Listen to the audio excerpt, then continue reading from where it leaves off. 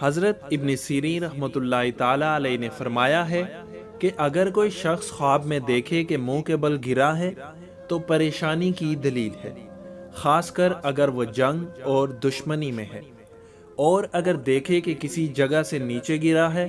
مثلا پہاڑ یا دیوار یا اوپر کی منزل سے، تو اس امر کی دلیل ہے کہ اس کی آرزو اور مراد پوری نہ ہوگی۔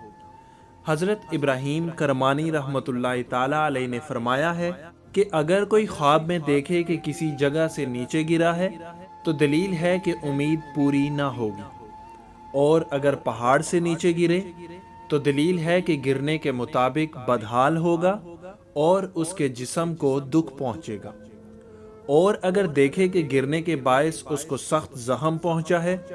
اور کسی عضو سے خون نکلا ہے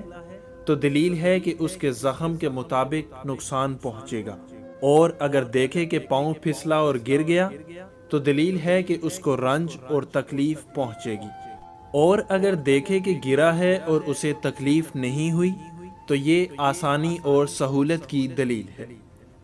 اگر کوئی صاحب خواب دیکھے کہ اس کے گھر کے دروازے سے سانپ اور بچھو اور دوسرے کاٹنے والے جانور گرے ہیں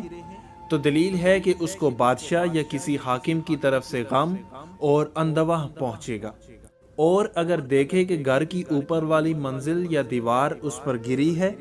تو دلیل ہے کہ ایسی جگہ سے مال پائے گا جہاں سے امید نہ تھی، اور اس وجہ سے بڑا خرم و شاداں ہوگا